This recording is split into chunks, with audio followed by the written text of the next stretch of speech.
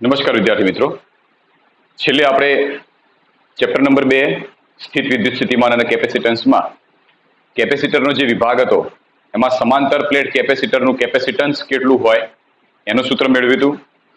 ત્યારબાદ કેપેસિટરની બે પ્લેટ વચ્ચે સંગ્રહાતી વિદ્યુત સ્થિતિ ઉર્જા કેટલી હોય છે એના માટેનું પણ આપણે સૂત્ર મેળવ્યું હતું અને છેલ્લે આપણે વિદ્યુત ઉર્જા ઘનતા એના વિશેનો પણ આપણે થોડો અભ્યાસ કર્યો હતો. ઓકે, હવે આજે આપણે જે કેપેસિટરનો પોર્શન ભણી ગયેલા છીએ, કેપેસિટરના પોર્શનની અંદર જે સૂત્રો ભણી ગયેલા છીએ એના ઉપરના કેટલાક એક્ઝામ્પલ લઈએ. તો સૌથી પહેલા આપણે લઈએ સ્વાધ્યાયનો દાખલા નંબર 2.8, જેની રકમ આ પ્રમાણે છે કે બે પ્લેટો વચ્ચે હવા હોય ત્યારે સમાંતર પ્લેટ કેપેસિટરમાં દરેક પ્લેટનું ક્ષેત્રફળ 6 × 10⁻³ મીટર સ્ક્વેર અને બે પ્લેટ વચ્ચેનું અંતર 3 mm છે. આ કેપેસિટરનું કેપેસિટન્સ આપણે શોધવાનું છે. તો તમને બે પ્લેટ વચ્ચે હવાનું માધ્યમ હોય એવું સમાંતર પ્લેટ કેપેસિટરની વાત કરેલી છે. તો જો આકૃતિ આપણે દોરીએ તો આકૃતિની અંદર સિમ્પલ અહીંયા આગળ એક પ્લેટ આ રીતે લઈ લઈએ,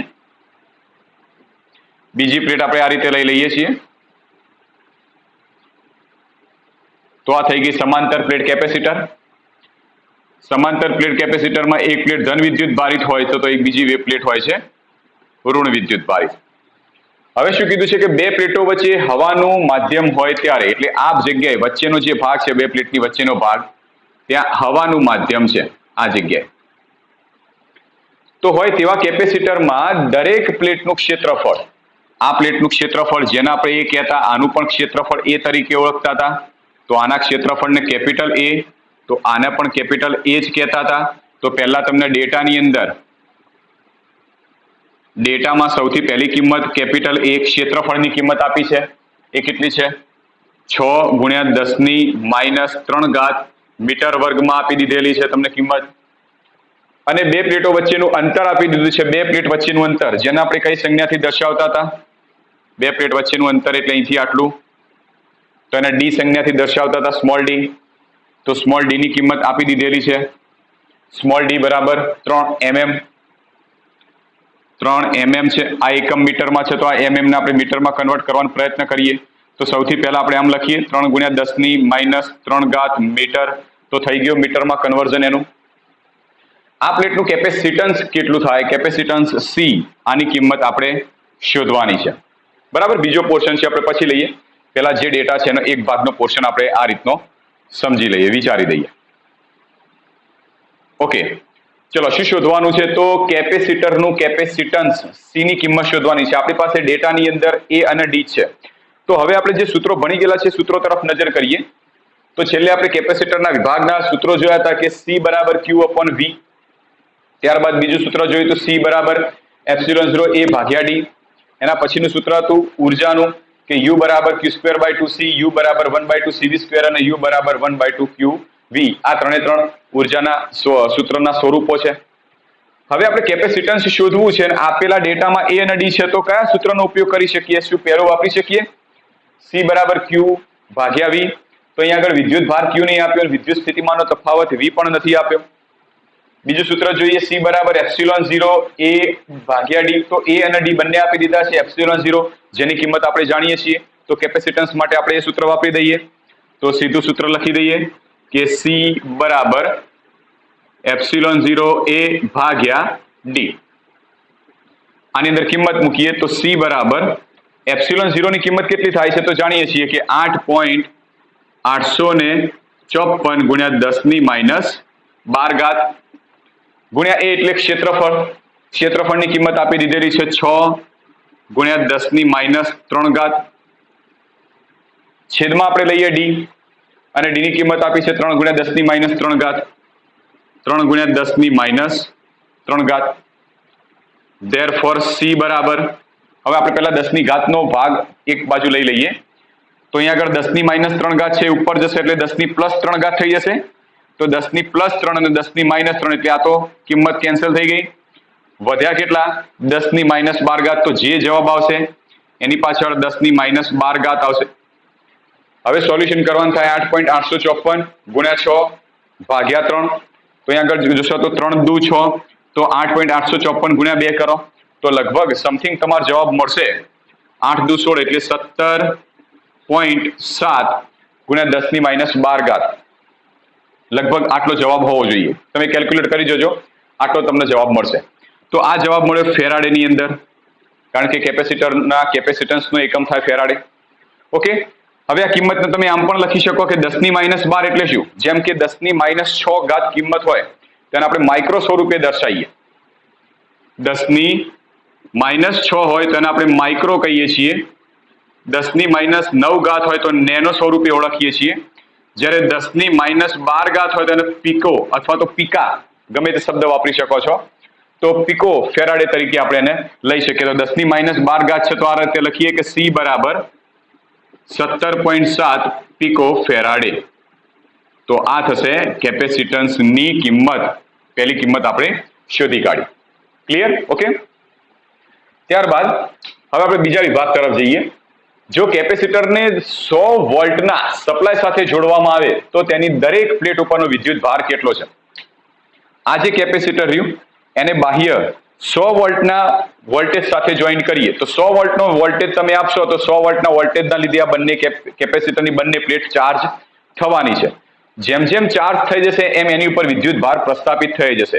હવે ખબર છે કે જો 100 વોલ્ટના સપ્લાય સાથે તમે જ્યારે જોઈન્ટ કરો છો ત્યારે એક પ્લેટ ઉપર વધારે વિદ્યુત ભાર કે બીજી પ્લેટ ઉપર ઓછો વિદ્યુત ભાર એવું તો થવા નહીં. બંને પ્લેટ ઉપર એક સમાન વિદ્યુત ભાર મળવાનો છે.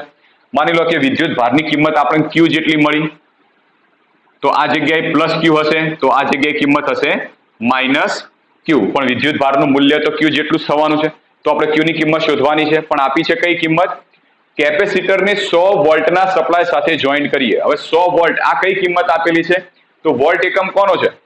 તો વોલ્ટ એકમ છે વિદ્યુત સ્થિતિમાનનો. તો આપણે વિદ્યુત સ્થિતિમાનની કિંમત આપેલી છે, તો V બરાબર 100 વોલ્ટ. તો આપણે શોધવાનું શું? વિદ્યુત ભાર Q કેટલા થાય? ઓકે, ચલો કયા સૂત્રનો ઉપયોગ કરીશું? જો તમે AD C ની કિંમત શોધી કાઢી, V ની કિંમત જાણીએ, વિદ્યુત ભાર Q શોધવો છે તો કઈ કિંમત લઈએ? જો છેલ્લી ત્રણ તો વાપરી જ નહીં શકીએ કારણ કે એ ઉર્જાના સૂત્રો છે. બરાબર છે? આ બંનેમાંથી ટ્રાય કરો કયું સૂત્ર વપરાશે. ચલો પહેલું વિચારીએ. આની અંદર તો વિદ્યુત ભાર Q આવતો જ નથી, તો પહેલા સૂત્રમાં જુઓ C જેની કિંમત શોધી કાઢી. V વિદ્યુત સ્થિતિમાનનો તફાવત, તો બે પ્લેટ વચ્ચેનો વિદ્યુત સ્થિતિમાનનો તફાવત એ જે બાહ્ય વોલ્ટેજ આપો એના મૂલ્ય જેટલો જ હોય, તો એ કિંમત કેટલી થશે? 100 વોલ્ટ. તો આપણે બીજા નંબરનું સૂત્ર વાપરીએ, સોરી પહેલા નંબરનું. તો C બરાબર Q ભાગ્યા V. કિંમતો મૂકીએ. આપણે આમાંથી પહેલા Q ને કરતા બનાવી દઈએ. ધેરફોર Q બરાબર CV. કિંમતો આના અંદર મૂકી દઈએ તો C તરીકે આપણે લઈએ 17.7 પીકા ફેરાડેની કિંમત થશે 10⁻12 ગુણ્યા V વોલ્ટેજ અથવા વિદ્યુત સ્થિતિમાનનો તફાવત 100 વોલ્ટ. આ જગ્યાએ આ રીતે થશે કે 17.7 ગુણ્યા 10⁻2 ગુણ્યા 10⁻2 લખી શકાય? 100 ને લખી શકાશે, સોરી 10⁻12. કેટલી ગણતરી થશે? 10⁻12, 10+2 તો 10⁻10 થઈ ગઈ. તો 17.7 ગુણ્યા 10⁻10 અને આટલો જવાબ.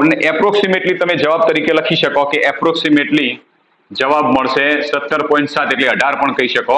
તો 18 ગુણ્યા 10⁻10 વિદ્યુત ભાર Q ની કિંમત છે, માટે આ થશે કુલંબ. બરાબર છે? તો એકદમ ઈઝી દાખલો છે. કેપેસિટરના દાખલાઓ લગભગ તમને એકદમ ઈઝી પડશે કારણ કે સૂત્ર ઉપરથી જ કિંમત મૂકવાની છે. જેટલા તમને સૂત્રો વધારે આવડતા હશે તો એટલા તમે આસાનીથી દાખલાઓ ગણી શકશો. ચલો આના પછી આપણે આગળનો દાખલો લઈએ. સ્વાધ્યાયનો દાખલો નંબર 2.24 વધારાના સ્વાધ્યાયનો દાખલો છે.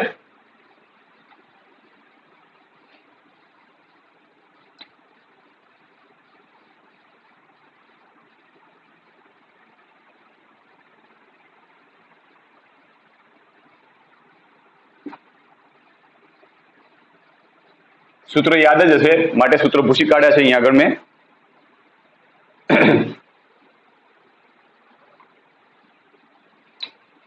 વધારાના સ્વાધ્યાયનો છે દાખલો. સ્વાધ્યાયનો દાખલા નંબર 2.24. ઓકે, ચલો જુઓ શું છે કે 2 ફેરાડેના એક સમાંતર પ્લેટ કેપેસિટરની 2 ફેરાડે ના એક સમાંતર પ્લેટ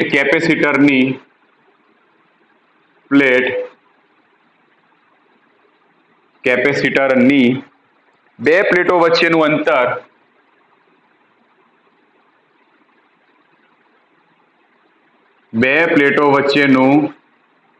અંતર 0.5 સેન્ટીમીટર આપેલ હોય તો 0.5 સેન્ટીમીટર આપેલ હોય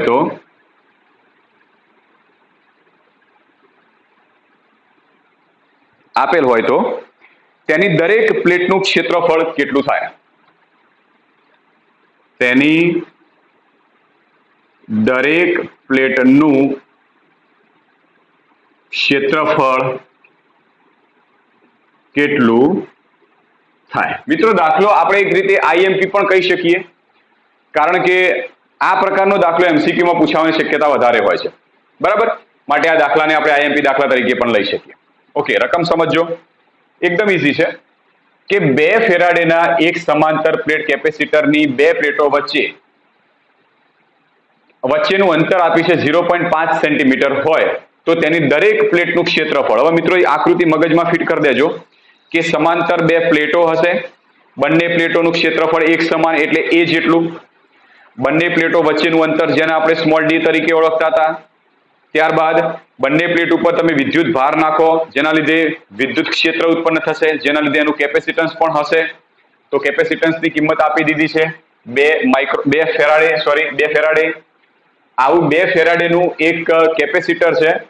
એ કેપેસિટરના બે પ્લેટો વચ્ચેનું અંતર 0.5 સેન્ટીમીટર આપ્યું છે. ઓકે, ચલો પહેલા ડેટા બનાવી દઈએ આપણે.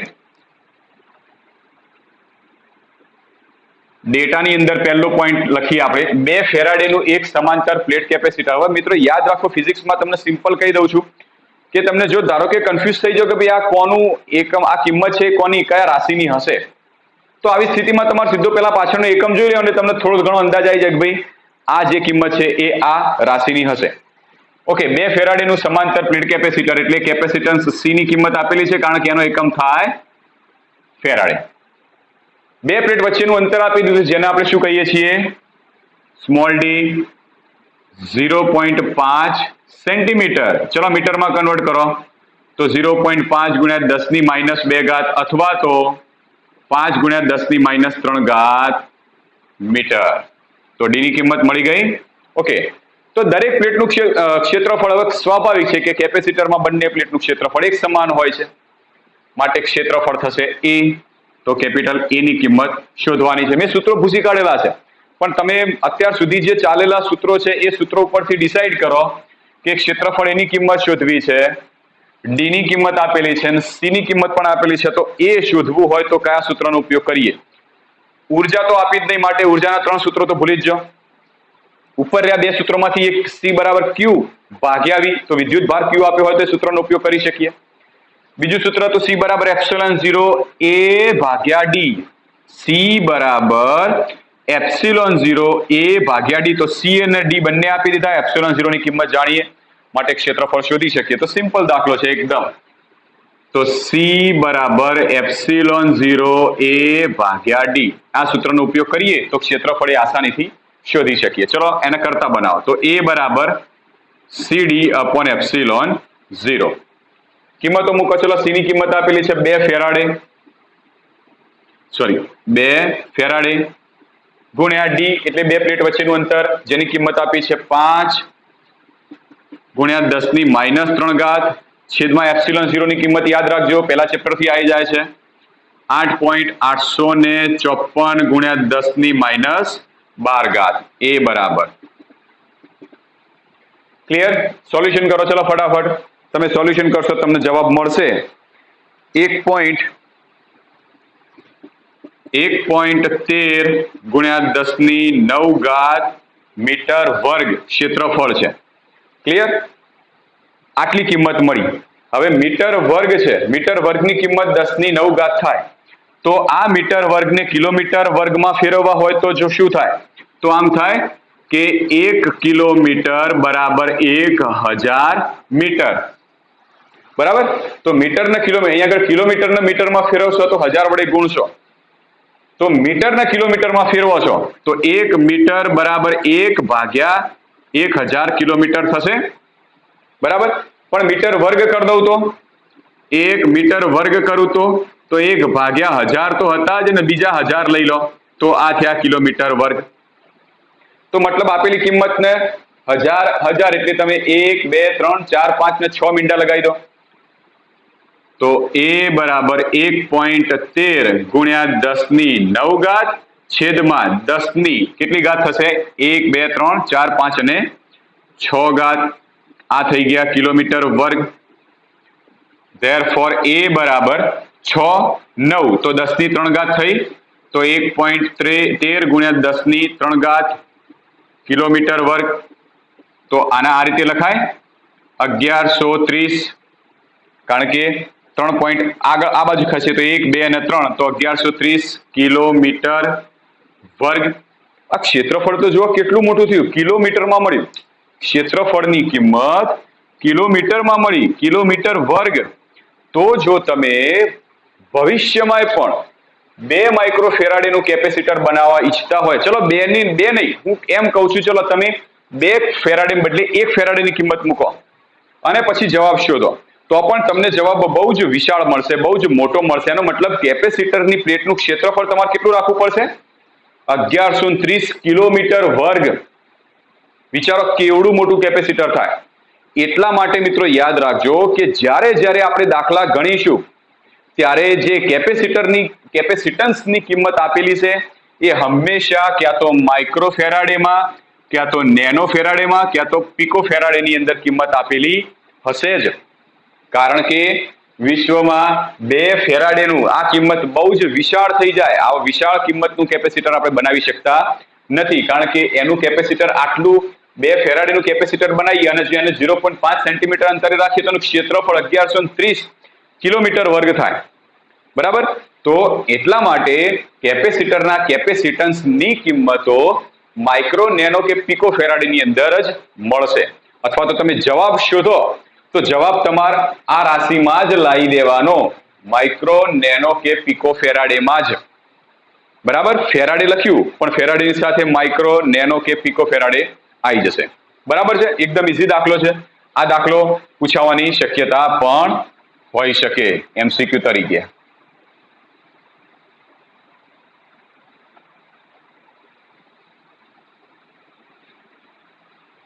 ઓકે, ચલો હવે આજે આપણે થોડી એક થિયરી લઈએ, નવી થિયરી.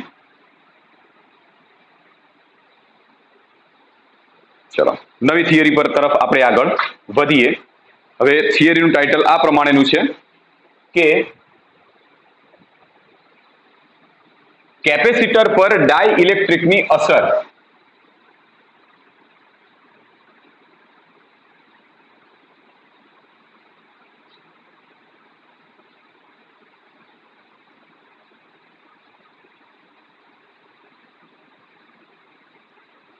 હવે આ શું કહે છે? કેપેસિટર ઉપર ડાઇલેક્ટ્રિકની શું કોઈ અસર થાય? ચલો મારે ચેક કરવું છે તો એના માટે આપણે જે આગળ કેપેસિટર લીધું એ જ કેપેસિટર લઈએ, બીજું એક કેપેસિટર આપણે લેવું જ નહીં. કયું લીધું હતું? સમાંતર પ્લેટ કેપેસિટર, તો એ જ આપણે લઈએ. ઓકે, ચલો સમાંતર પ્લેટ કેપેસિટર લઈ લઈએ આપણે આગળ.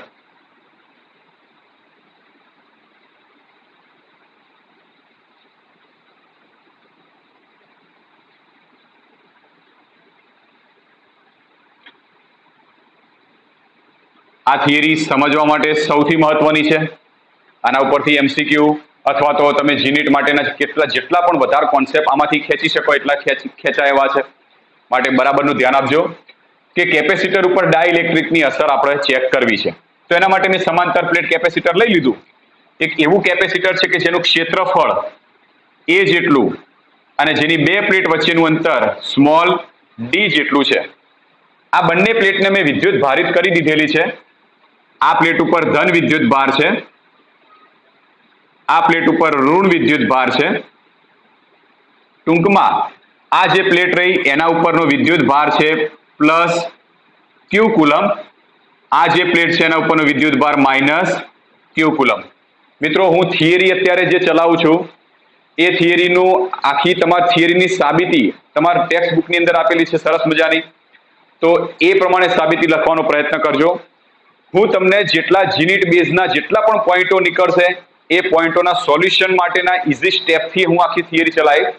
એટલે આ થિયરી તમે હું ચલાવું એ અને ટેક્સ્ટ બુકમાં આપેલી છે એ બંને રીતે બંને બાજુમાં લખજો, કારણ કે હું જે ચલાવું છું એમાંથી તમને જીનીટ માટેના ઘણા કોન્સેપ્ટ મળી રહેશે.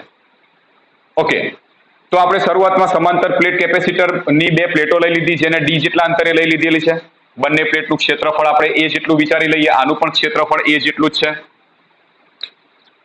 કેપિટલ એ જેટલું. બંને પ્લેટ ઉપર આપણે વિદ્યુત ભાર નાખ્યો. આના ઉપર પ્લસ ક્યુ વિદ્યુત ભાર થયો તો આના ઉપર માઇનસ ક્યુ વિદ્યુત ભાર થયો.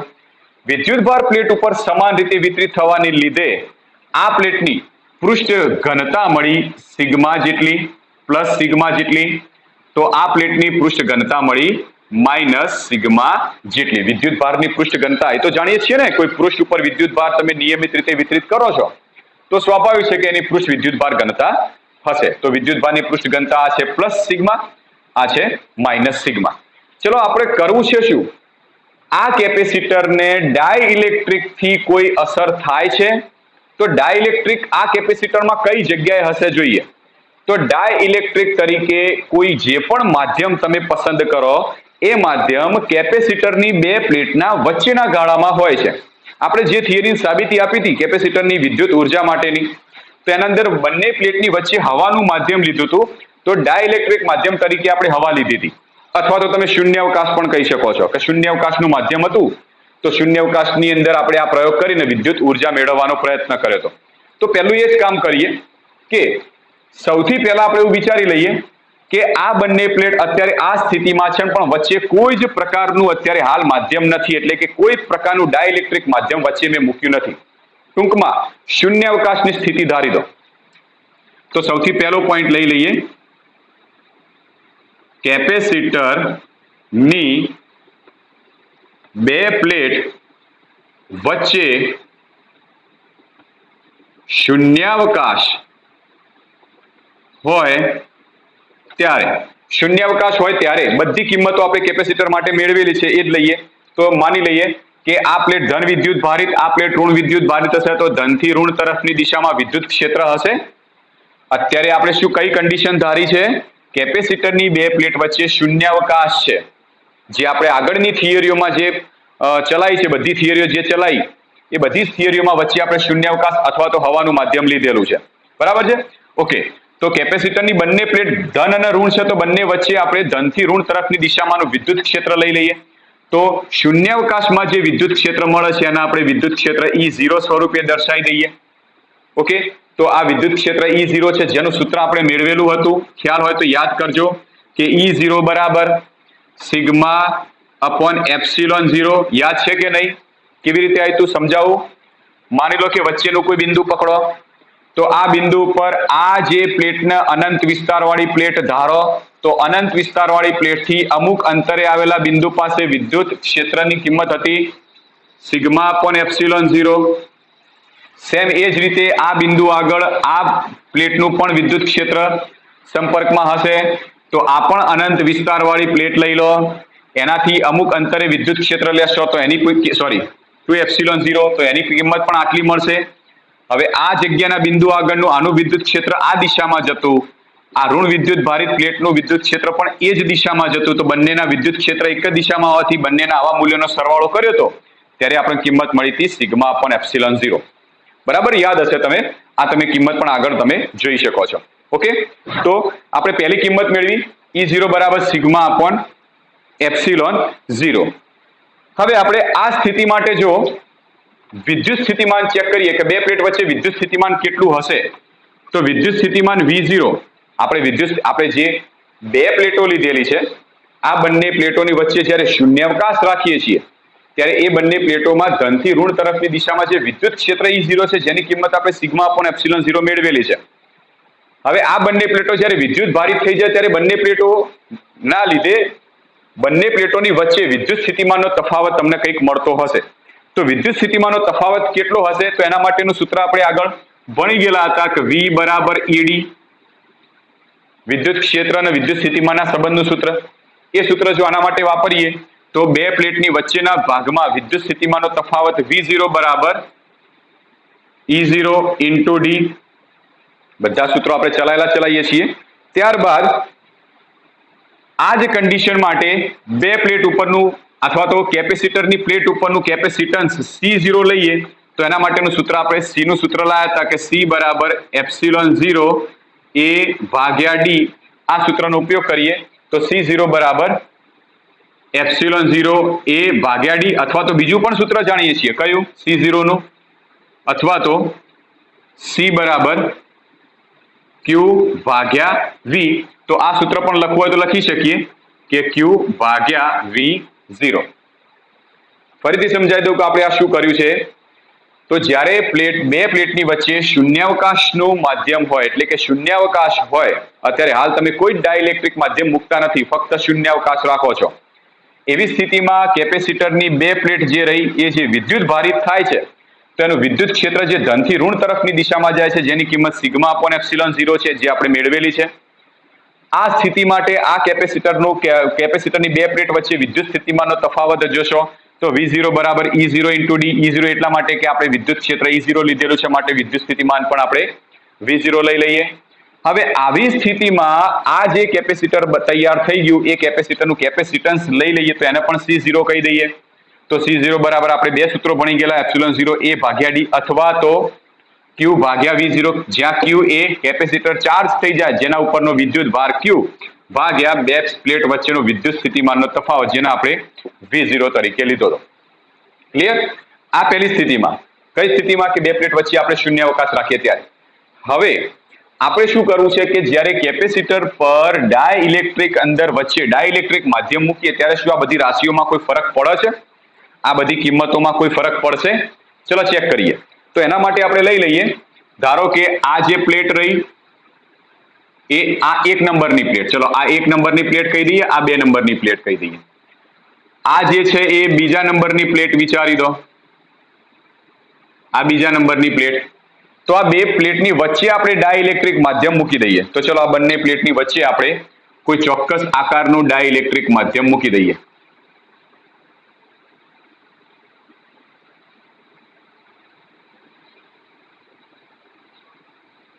ક્લિયર? બહુ જ નજીક હશે. કેપેસિટરની આ બંને પ્લેટ છે, પહેલી અને બીજી. આ જે બંને પ્લેટો રહી, આ બંને પ્લેટની વચ્ચેના ભાગમાં આપણે ડાઇલેક્ટ્રિક માધ્યમ મૂકી દીધેલું છે. તો આ જે છે એ શું છે?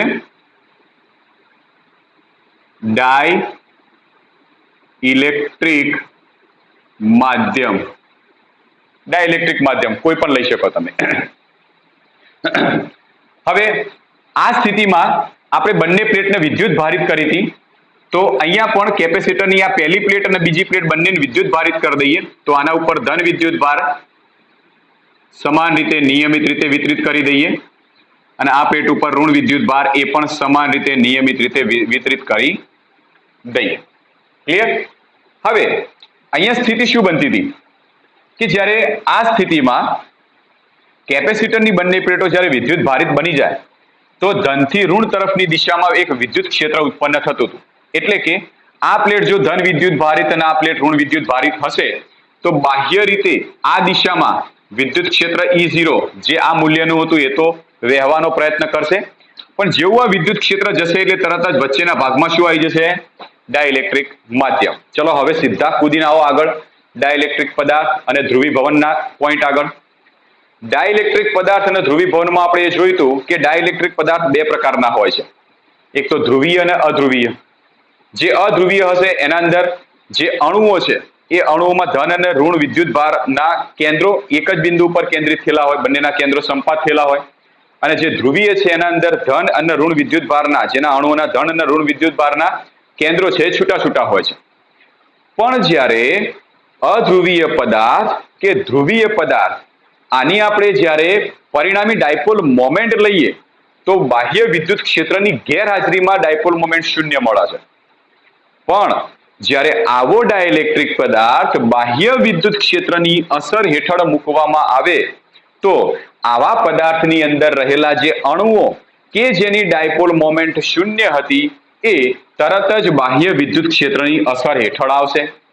અને બાહ્ય વિદ્યુત ક્ષેત્રની અસર હેઠળ આવવાને લીધે જે અણુઓ, માની લો કે આવા પ્રકારનો કોઈ ધ્રુવીય અણુની વાત કરીએ તો આ ધન છે ને આ ઋણ છે, તો આની ડાયપોલ મોમેન્ટ, આ ડાયપોલની ડાયપોલ મોમેન્ટ આવી દિશામાં મળી, પણ આવા બાહ્ય વિદ્યુત ક્ષેત્રની અસર હેઠળ આવો જે અણુ હશે એ વિદ્યુત ક્ષેત્રની દિશામાં એની ડાયપોલ મોમેન્ટ ગોઠવવાનો પ્રયત્ન કરશે, અને ગોઠવાઈ અને આવા ઘણા બધા અણુઓ જે ડાઇલેક્ટ્રિક પદાર્થમાં હશે, બધા જ અણુઓની ડાયપોલ મોમેન્ટ એ વિદ્યુત ક્ષેત્રની દિશામાં ગોઠવાશે, તો પરિણામી બધા જ જે અણુઓ ગોઠવાયા પછી જે આકાર મળશે એ આવા પ્રકારની રચના હશે એના અંદર.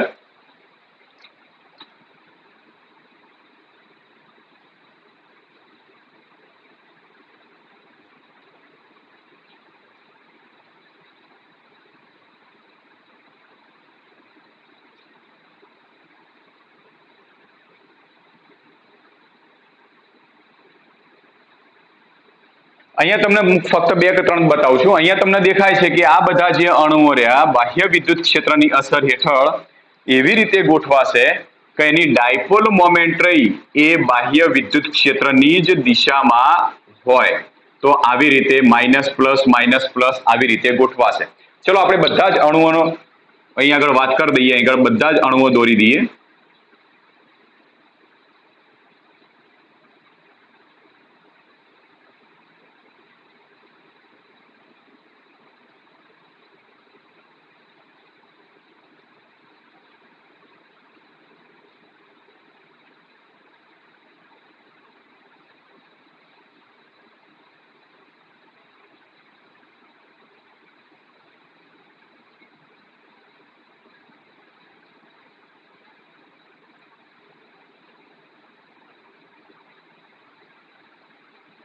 ઓકે, બધા જ અણુઓ લઈ લીધા. બધા જ અણુની ડાયપોલ મોમેન્ટ તમે જુઓ તો એક જ દિશામાં પ્લસ માઇનસ તમે લો.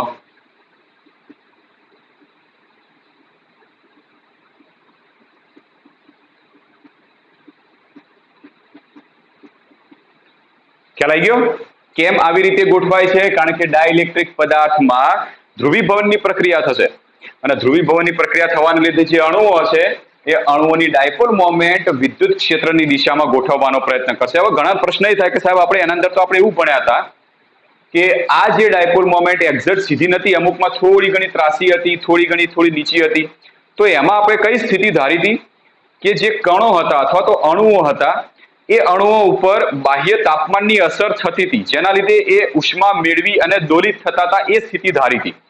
અહીંયા આગળ આપણે એ સ્થિતિ ધારવી નથી. આપણે એમ માની લઈએ છીએ કે આ જે અણુઓ છે જેના ઉપર બાહ્ય તાપમાનની અત્યારે કોઈ અસર થતી નથી, અને આવા અણુઓ જે છે એ અણુઓ જે ઉષ્મીય દોલનો પણ કરતા નથી, બધાની મોમેન્ટ એક જ દિશામાં છે એવું આપણે ધારી દઈએ.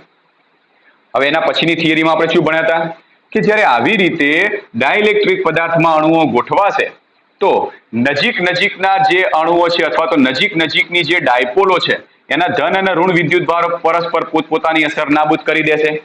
તો આ ધન આ ઋણ, તો એની અસર નાબૂદ થઈ ગઈ. આ ધન આ ઋણ, એની અસર નાબૂદ. તો અહીંયા પણ અસર નાબૂદ, અહીંયા પણ અસર નાબૂદ. તો મતલબ આટલો વિભાગ એવો છે કે જેમાં અંદરની અસર નાબૂદ થઈ જાય છે. ફક્ત આ જે ડાઇલેક્ટ્રિક છે એની આ બાજુની કિનારી ઉપરના ઋણ વિદ્યુત ભારો, એટલે કે આ બાજુના તમને ભાગ દેખાય,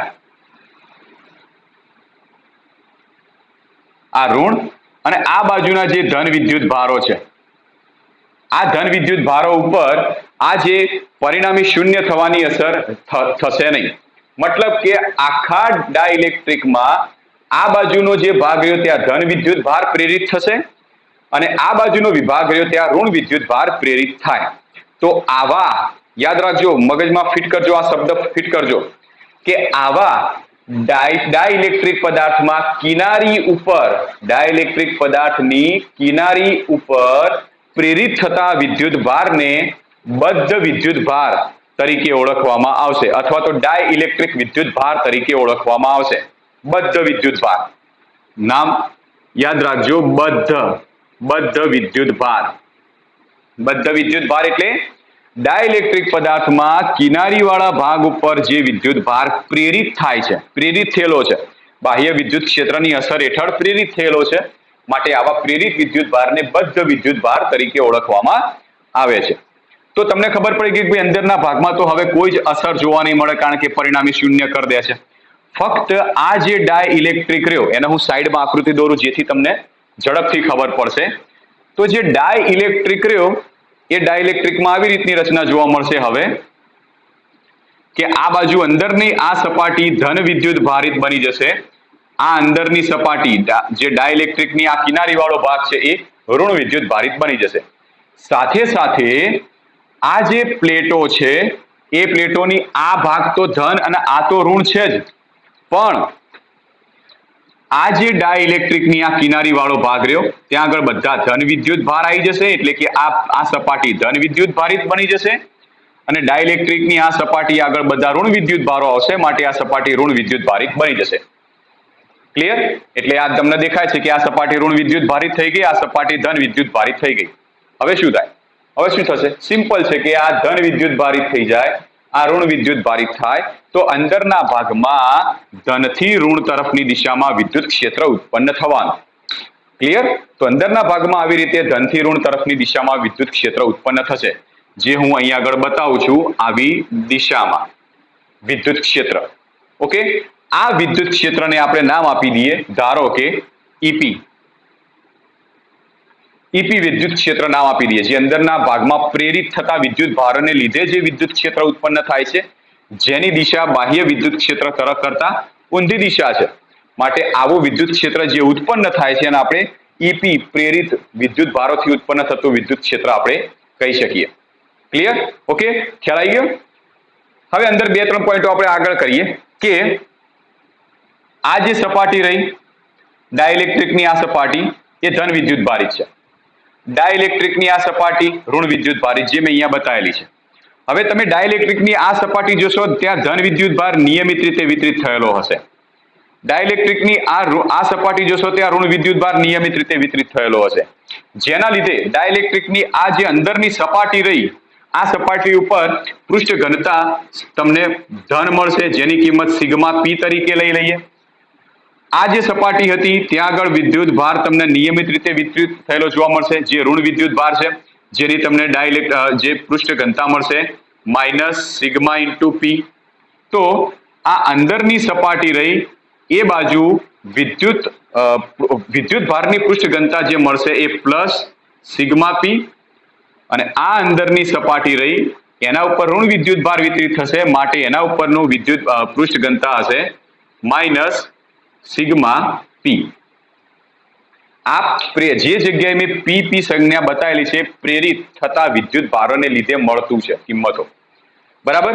તો આવી સ્થિતિ રચાશે તો અંદરના ભાગમાં આવી રીતે વિદ્યુત ક્ષેત્ર ઉત્પન્ન થશે, આ દિશામાં બાહ્ય વિદ્યુત ક્ષેત્ર કરતા વિરુદ્ધ દિશામાં. હવે પ્રશ્ન હું પૂછું છું, તમારે જાતે જવાબ વિચારવાનો છે.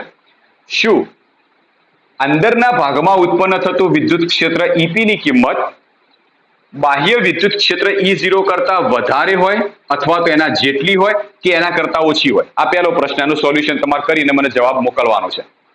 ફરીથી કહું છું કે બાહ્ય વિદ્યુત ક્ષેત્ર E0 છે, અંદર બદ્ધ વિદ્યુત ભારોને લીધે પ્રેરિત થતું વિદ્યુત ક્ષેત્ર ઈપી છે. આ જે બંને વિદ્યુત ક્ષેત્રો છે તો આ બંને વિદ્યુત ક્ષેત્રમાં ઈપી ની કિંમત E0 જેટલી, E0 કરતા વધારે કે E0 કરતા ઓછી હોય? વિચારો કેટલી હશે? સિમ્પલ વિચાર લો, એકદમ લોજિક છે. તો તમારો જવાબ હશે કે ઈપી ની કિંમત હંમેશા E0 કરતા ઓછી જ હોવાની, કારણ કે અંદરના ભાગમાં વાપરેલું ડાઇલેક્ટ્રિક એનો મતલબ શું થાય? ડાઇલેક્ટ્રિક એટલે અવાહક પદાર્થ, અને અવાહક પદાર્થમાં આ જે પ્લેટો રહી એ તો સુવાહક પદાર્થો છે, કેપેસિટરની આ બંને પ્લેટો તો સુવાહક છે, અને સુવાહક પ્લેટમાં મુક્ત ઇલેક્ટ્રોનની સંખ્યા વધારે હોય, અને મુક્ત ઇલેક્ટ્રોનની સંખ્યા વધારે હોય માટે વિદ્યુત ભાર વધારે મળે, માટે વિદ્યુત ક્ષેત્ર પણ વધારે હશે. જ્યારે અંદરનું ભાગનું ડાઇલેક્ટ્રિક મીડિયમ જે રહ્યું એને અવાહક પદાર્થ તરીકે લીધેલું હોય, અને આ જે અવાહક પદાર્થ છે જેના અંદર મુક્ત ઇલેક્ટ્રોનની સંખ્યા ના બરાબર હોય, જેના લીધે અંદરના ભાગમાં ઉત્પન્ન થતું વિદ્યુત ક્ષેત્રની કિંમત ઓછી હશે. ક્લિયર? એકદમ લોજિક છે. તો સિમ્પલ આવી રીતે આપણે સમજી શકીએ. હવે આ રચના માટે આ બધી કિંમતો મેળવવાનો આપણે પ્રયત્ન કરીએ. તો જુઓ કે જ્યારે ડાઇલેક્ટ્રિક માધ્યમ નતું રાખ્યું એ વખતે E0, V0 અને C0 ની કિંમત મળી હતી, હવે જ્યારે ડાઇલેક્ટ્રિક રાખીએ છીએ ત્યારે કઈ કઈ કિંમતો મળશે? તો કેપેસિટરની બે પ્લેટ વચ્ચે કોઈ ડાઇલેક્ટ્રિક માધ્યમ હોય ત્યારે, હવે ડાઇલેક્ટ્રિક માધ્યમ હોય તો શું થશે કે બાહ્ય વિદ્યુત ક્ષેત્ર E0 છે, અંદરનું પ્રેરિત વિદ્યુત ક્ષેત્ર EP આ દિશામાં છે, તો પરિણામી વિદ્યુત ક્ષેત્ર તો મળવાનું છે ને. એક છે વિદ્યુત ક્ષેત્ર આ દિશામાં, બીજું વિદ્યુત ક્ષેત્ર આ દિશામાં, તો પહેલા જે વિદ્યુત ક્ષેત્ર E0 મળતું હતું તો હવે વિદ્યુત ક્ષેત્રની કિંમત બદલાઈ જશે, કારણ કે એક આ બાજુ છે તો બીજો વિરુદ્ધ બાજુમાં છે. તો આવી સ્થિતિમાં જે પરિણામી વિદ્યુત ક્ષેત્ર હશે એ કેટલું હશે? તો એને આપણે દર્શાવીએ E નેટ અથવા તો E તરીકે પણ લઈ શકો. તો E નેટ બરાબર આની કિંમત E0 ની કિંમત EP કરતા વધારે છે, માટે એક છે એક દિશામાં અને બીજું છે બીજી દિશામાં, માટે E0 માઇનસ EP. ઓકે, ચલો કિંમતો મૂકીએ. E0 ની કિંમત આપણે ઉપરથી લખી શકીએ સિગ્મા અપોન એપ્સિલોન 0. સેમ આવી રીતે EP ની પણ કિંમત લખી શકીએ સિગ્મા P. આની કિંમત આપણે પૃષ્ઠ ઘનતા સિગ્મા P લીધેલી છે ભાગ્યા એપ્સિલોન 0. બરાબર. હવે આ E નેટ બરાબર શું લખવું? તો હવે થોડો તમને પોઈન્ટ આગળ સમજાવું છું, ધ્યાન રાખજો. જેમ કે કોઈ પણ દ્રવ્ય હોય, કોઈ પણ દ્રવ્યની એક પ્રોપર્ટી હોય છે, એક ગુણધર્મ હોય છે. જેમ કે માની લો કે આપણી પાસે બે પદાર્થ પડ્યા છે, એક લાકડું છે અને એક લોખંડ છે, અથવા તો એક પ્લાસ્ટિક છે અને એક લાકડું છે. હવે આ બંને પદાર્થો છે, આ બંને પદાર્થો તો ઘન પદાર્થ છે, પણ આ બંને પદાર્થોની જો હું ઘનતા ચેક કરું તો શું બંનેની એક સમાન મળશે? ના. લાકડું હશે તો લાકડાની ઘનતા આખા દ્રવ્યમાં કોઈ પણ બિંદુએ ચેક કરો તો એક સમાન મળશે. પ્લાસ્ટિક છે તો પ્લાસ્ટિકની ઘનતા આખા પ્લાસ્ટિકના કોઈ પણ બિંદુએ ચેક કરશો તો એક સમાન મળશે, પણ પ્લાસ્ટિકની ઘનતા અને લાકડાની ઘનતા બંને અલગ અલગ હશે. તો આ ઘનતા એ દરેક પદાર્થનો ગુણધર્મ છે, અને સાથે સાથે અલગ અલગ પદાર્થની અંદર આ ઘનતા અલગ અલગ હોય છે. એવી જ રીતે ડાઇલેક્ટ્રિક પદાર્થનો પણ એક અગત્યનો ગુણધર્મ છે. કયો? એ ગુણધર્મને નામ આપ્યું છે ડાઇલેક્ટ્રિક અચળાંક. એ ગુણધર્મને નામ આપેલું છે ડાઇલેક્ટ્રિક અચળાંક. આ ડાઇલેક્ટ્રિક અચળાંક ડાઇલેક્ટ્રિક પદાર્થનો એક અગત્યનો ગુણધર્મ છે, જે આખા પદાર્થમાં એક સમાન હશે, પણ અલગ અલગ પદાર્થમાં અલગ અલગ પ્રકારનો હશે, જેના આપણે કેપિટલ K સંજ્ઞાથી પણ દર્શાવીએ છીએ, જે આપણે ચેપ્ટર નંબર 1 માં પણ ભણી ચૂકેલા છીએ. બરાબર છે. હવે આ K વિશે થોડી ચર્ચા કરી અને પછી આપણે આગળ થિયરી સાબિત કરીએ.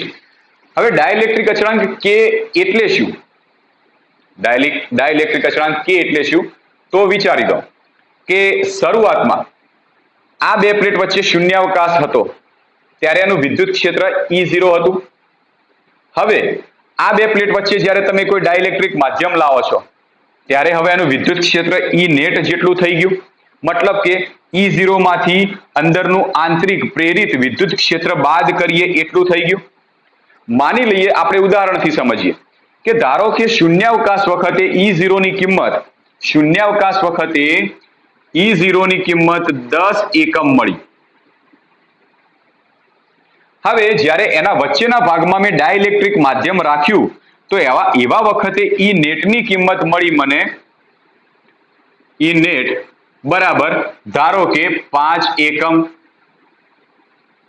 શરૂઆતમાં ધારો કે આ જે કેપેસિટરની બે પ્લેટ વચ્ચેનું જે વિદ્યુત ક્ષેત્ર E0 બરાબર 10 એકમ હતું. હવે ડાઇલેક્ટ્રિક પદાર્થ રાખવાથી હવે મને E નેટની કિંમત મળી 5 એકમ. તો આનો મતલબ શું થયો? તો આનો મતલબ એ થયો કે આ જે E નેટની કિંમત જે રહી, E નેટની કિંમત એ 10/2 એટલે કે 5 કિંમત કેવી રીતે મળી કે E0 ની જે કિંમત હતી એ કિંમત આપણે E નેટની કિંમત 5 એકમ લાવી છે, પણ એનો સહારો લેવો છે E0 નો. તો E નેટની કિંમત 5 એકમ લાવી હોય અને સહારો લેવો હોય E0 નો, તો E0 ના અમુક સંખ્યા વડે ભાગશો ત્યારે E નેટની કિંમત મળશે. તો તો કેટલી સંખ્યા વડે ભાગી? તો 2 સંખ્યા વડે ભાગી ત્યારે ઈ નેટની કિંમત મળી. તો આ જે ભાગ છે, આ ભાગને આપણે ડાઇલેક્ટ્રિક અચળાંક તરીકે ઓળખીએ. ચલો આ રીતે આ સૂત્ર છે, આના અંદર આમ લખી શકું હું કે ઈ નેટ બરાબર 10 તરીકે હું લઈ લઉં. E0 ભાગ્યા 2 ને તો આપણે ભાગ કહીએ, કે કહીએ, તો આ સૂત્ર થશે ઈ નેટ બરાબર E0 ભાગ્યા કે. એટલે ડાઇલેક્ટ્રિક અચળાંક શું છે કે મૂળ કિંમત આટલી હતી, હવે આટલી મળી, તો મૂળની સાપેક્ષમાં હવે જે મળી છે કેટલા ભાગની મળી, આ જે ભાગ રહ્યો એ ભાગને આપણે કહીએ છીએ ડાઇલેક્ટ્રિક અચળાંક. તો મૂળ વિદ્યુત ક્ષેત્રની કિંમત હતી E0, હવે વિદ્યુત ક્ષેત્રની કિંમત મળી ઈ નેટ, તો મૂળ કરતા ઈ નેટની કિંમત ઓછી મળશે, તો કેટલા ભાગની મળશે? તો મૂળ કરતા કેમાં ભાગની મળશે. બરાબર, તો ઈ નેટ બરાબર E0 ભાગ્યા કે લખી શકીએ. તો અહીંયા લખી દઈએ આપણે E0 ભાગ્યા કે. ચલો E0 ની કિંમત ફરીથી ઉપરથી લઈ લઈએ તો શું થશે કે સિગ્મા અપોન કે એપ્સિલોન 0 બરાબર sigma upon epsilon 0 minus sigma પી અપોન એપ્સિલોન 0. આ બંનેના છેદમાંથી એપ્સિલોન 0 કોમન કરીને બહાર લઈ લો. આના એપ્સિલોન 0 તો એપ્સિલોન 0 કેન્સલ થઈ જવાના. તો હવે શું મળશે એ જુઓ.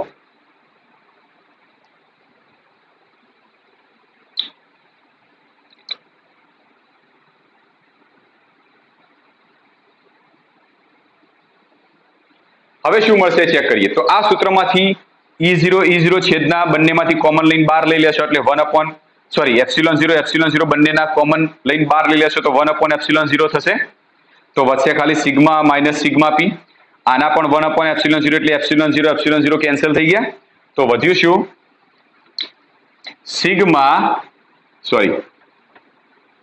સિગ્મા અપોન કે બરાબર સિગ્મા માઇનસ સિગ્મા પી. આટલી કિંમત વધી. ચલો આમાંથી ધારો કે હું સિગ્મા પી ને કરતા બનાવું તો શું થાય? તો સિગ્મા પી ને બુકમાં જોજો, તમને આ સૂત્ર સીધું આપી દીધેલું છે. બુકની અંદર તમને આ સૂત્ર સીધું આપ્યું છે, જે આપણે ઉદાહરણથી સમજવું હોય તો આ રીતે સમજી શકીએ છીએ. હવે આમાંથી ધારો કે હું સિગ્મા પી ને કરતા બનાવું, સિગ્મા પી, તો શું થશે? તો સિગ્મા માઇનસ સિગ્મા ભાગ્યા કે, માટે સિગ્મા પી બરાબર થશે સિગ્મા સામાન્ય લઈ લો તો આવશે 1 માઇનસ 1 અપોન કે. તો આ સિગ્મા પી ની આપણને એક કિંમત મળી ગઈ છે.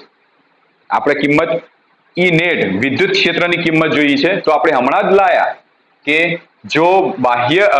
જો ડાઇલેક્ટ્રિક માધ્યમ ના રાખીએ ત્યારે વિદ્યુત ક્ષેત્ર મળે છે સિગ્મા અપોન એપ્સિલોન 0. હવે જો વચ્ચે કોઈ એક તમે ડાઇલેક્ટ્રિક માધ્યમ રાખશો ત્યારે તમને વિદ્યુત ક્ષેત્ર મળશે ઈ નેટ બરાબર E0 ભાગ્યા કે. E0 ભાગ્યા કે, જ્યાં કે ની કિંમત 1 કરતા વધારે હશે. જો તમે અવાહક માધ્યમ હવા સિવાયનું કોઈ રાખશો તો ત્યાં કે ની કિંમત 1 કરતા વધારે હોય.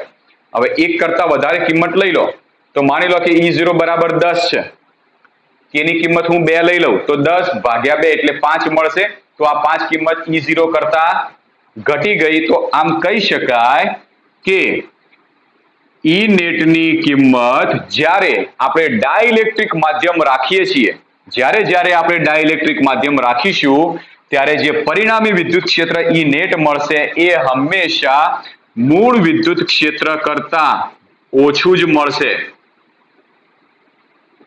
મૂળ વિદ્યુત ક્ષેત્ર કરતા, એટલે કે ડાઇલેક્ટ્રિક માધ્યમ ના હોય, શૂન્યાવકાશ હોય, એના કરતા હંમેશા ઓછું જ મળશે. માટે ઈ નેટની કિંમત હંમેશા કેવી થશે? ઘટશે. તો ઈ નેટ હંમેશા કેવું થશે? ઘટે. આ પહેલો પોઈન્ટ એમસીક્યુ માટે યાદ રાખવાનો કે જ્યારે આપણે બે પ્લેટોની વચ્ચે ડાઇલેક્ટ્રિક માધ્યમ રાખીશું ત્યારે પરિણામી વિદ્યુત ક્ષેત્ર મૂળ વિદ્યુત ક્ષેત્ર કરતા કેમાં ભાગનું, જ્યાં કે ની કિંમત ઇઝ ગ્રેટર ધેન 1 હોય છે.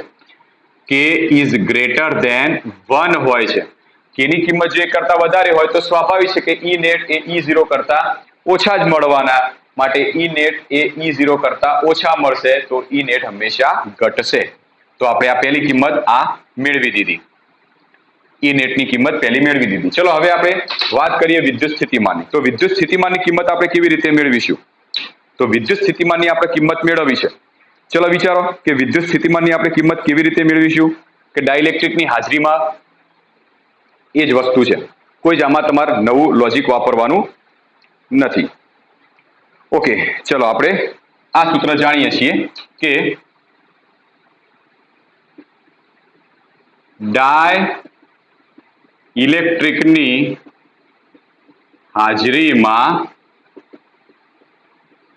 વિદ્યુત સ્થિતિમાન. ચલો ડાઇલેક્ટ્રિકની હાજરીમાં વિદ્યુત સ્થિતિમાન.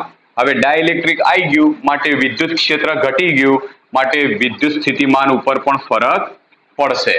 કેટલું હશે? તો તમને ખબર છે કે જો બંને વચ્ચે શૂન્યાવકાશનું માધ્યમ હોય ત્યારે વિદ્યુત સ્થિતિમાન E0 × D. E0 એટલે બંને વચ્ચે જે વિદ્યુત ક્ષેત્ર મળે છે એ ગુણ્યા બંને પ્લેટ વચ્ચેનું અંતર D જેટલું. હવે જ્યારે તમે ડાઇલેક્ટ્રિક મીડિયમ મૂકી દેશો ત્યારે હવે જે વિદ્યુત ક્ષેત્ર મળશે એ તો E નેટ જેટલું મળશે માટે વિદ્યુત સ્થિતિમાન કેટલું થશે? E net × D. હવે E નેટ બરાબર તો જાણીએ છીએ કે E0 ભાગ્યા K, તો થશે E0 ભાગ્યા K × D.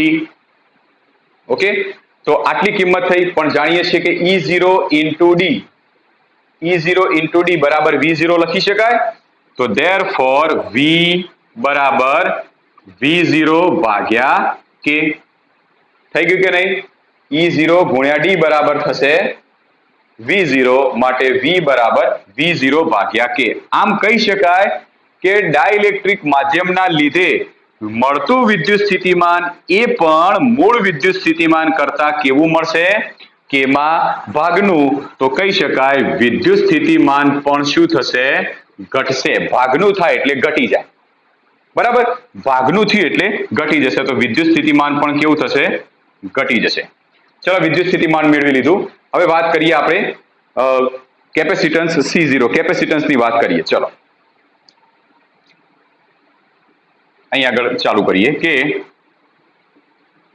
ડાઇલેક્ટ્રિકની હાજરીમાં કેપેસિટરનું કેપેસિટન્સ. ઓકે, કેપેસિટરનું કેપેસિટન્સ જોઈએ તો એના ઉપર શું અસર થશે? તો પહેલા કેપેસિટન્સ C0 હતું. ડાઇલેક્ટ્રિક માધ્યમના લીધે આપણે કેપેસિટન્સ લઈ લઈએ C જેટલું.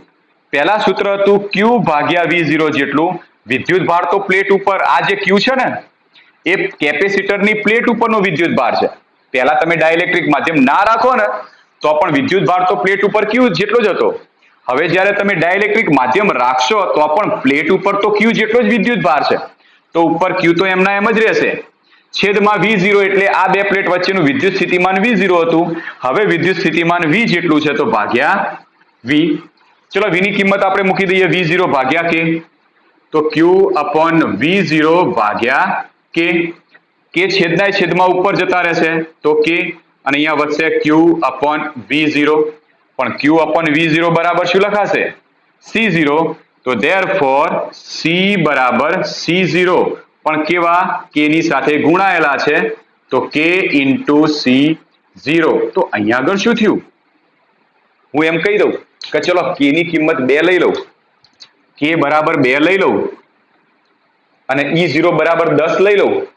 તો જુઓ 10 ભાગ્યા 2 તો નેટ વિદ્યુત ક્ષેત્ર મૂળ કરતા ઘટી જશે, કારણ કે 10 ભાગ્યા 2 કરો એટલે 5 આવે.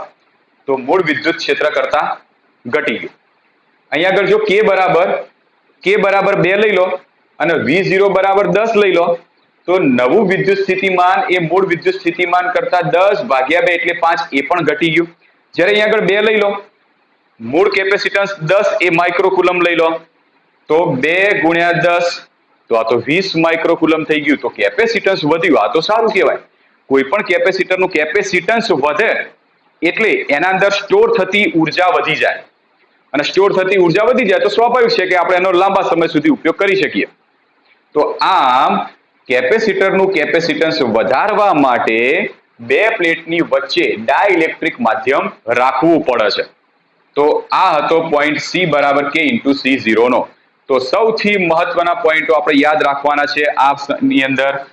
વી બરાબર વી ઝીરો ભાગ્યા કે, ઈ બરાબર ઈ ઝીરો ભાગ્યા કે, અને સી બરાબર કે ઇન્ટુ સી ઝીરો. તો આ સૌથી મહત્વના પોઈન્ટો છે જે આપણે યાદ રાખવા જરૂરી રહેશે. ક્લિયર? પહેલા તમે આ 3 પોઈન્ટો સમજી લેજો. હજી મારે આના ઉપરનું થોડું જીનીટ ચલાવવાનું બાકી છે, તો આપણે નેક્સ્ટ લેક્ચરમાં લઈશું. પણ આટલા પોઈન્ટો શાંતિથી એકવાર સમજી લેજો, કારણ કે વધારે ભેગું કરીશ તો ખીચડો થઈ જશે. ક્લિયર? તો એકદમ સરસ મજાની થિયરી છે. આ થિયરીમાં આપણે શું કર્યું હતું કે સૌથી પહેલા 2 પ્લેટ લઈ લીધી, 2 પ્લેટ વચ્ચે શૂન્યાવકાશ લીધું, એના માટે E0, V0 અને C0 નક્કી કરી કાઢ્યા. હવે જ્યારે 2 પ્લેટ વચ્ચે આપણે ડાઇલેક્ટ્રિક માધ્યમ રાખી દઈશું, તો ડાઇલેક્ટ્રિક ઉપર બાહ્ય વિદ્યુત ક્ષેત્રની અસરના લીધે અંદર પ્રેરિત વિદ્યુત ભારોના લીધે, એટલે કે બદ્ધ વિદ્યુત ભારોના લીધે અંદર એક વિદ્યુત ક્ષેત્ર પ્રેરિત થશે જેની કિંમત EP જેટલી છે. ઓકે, આ વિદ્યુત ક્ષેત્રના લીધે બાહ્ય વિદ્યુત ક્ષેત્ર ઉપર અસર થશે, જેના લીધે નેટ વિદ્યુત ક્ષેત્ર બદલાઈ જશે, એની કિંમત આટલી થશે. હવે કોઈ પણ ડાઇલેક્ટ્રિક પદાર્થની એક પ્રોપર્ટીઝ હોય છે, ગુણધર્મ હોય છે, જેને કહેવાય છે ડાઇલેક્ટ્રિક અચળાંક. આ ડાઇલેક્ટ્રિક અચળાંક કોને કહીશું? તો મૂળ કિંમત કરતા જ્યારે ડાઇલેક્ટ્રિક પદાર્થ રાખીએ ત્યારે કિંમત કેટલા ભાગની થાય, આ જે ભાગ રહ્યો એ ભાગને આપણે કહીશું ડાઇલેક્ટ્રિક અચળાંક. તો મૂળ વિદ્યુત ક્ષેત્ર E0 હતું, નવું વિદ્યુત ક્ષેત્ર E નેટ હતું, તો નવું વિદ્યુત ક્ષેત્ર મૂળ કરતા કેમાં ભાગનું થશે? તો નેટ E નેટ બરાબર E0 ભાગ્યા કે. કિંમતો મૂકી સોલ્યુશન કર્યું તો આપણને જવાબ મળ્યો આટલો, જે આપણે કહી દીધું કે E નેટની કિંમત કેટલી છે? E0 ભાગ્યા કે. આનો મતલબ એ થાય કે નવું વિદ્યુત ક્ષેત્ર એ મૂળ વિદ્યુત ક્ષેત્ર કરતા કેમાં ભાગનું છે, માટે વિદ્યુત ક્ષેત્રની કિંમત ઘટે છે. બીજી સ્થિતિમાં જ્યારે વિદ્યુત સ્થિતિમાન મેળવ્યું, તો વિદ્યુત સ્થિતિમાન V બરાબર સૂત્ર જાણતા હતા, V0 બરાબર E0 ઇન્ટુ D. આના માટે તો આના માટે V બરાબર E નેટ ઇન્ટુ D થશે, કારણ કે આના માટે વિદ્યુત સ્થિતિમાન એ આમાંથી આનું જે વિદ્યુત ક્ષેત્ર છે એ વિદ્યુત ક્ષેત્ર ગુણ્યા 2 પ્લેટ વચ્ચેના અંતર D ઉપર આધાર રાખશે. હવે આનું વિદ્યુત ક્ષેત્ર તો થશે E નેટ જેટલું, તો E net into D. E નેટની કિંમત મૂકી, V ની કિંમત મૂકી, તો V0 ભાગ્યા કે. આમાં પણ કેમાં ભાગનું થયું, માટે V ની કિંમત ઘટી.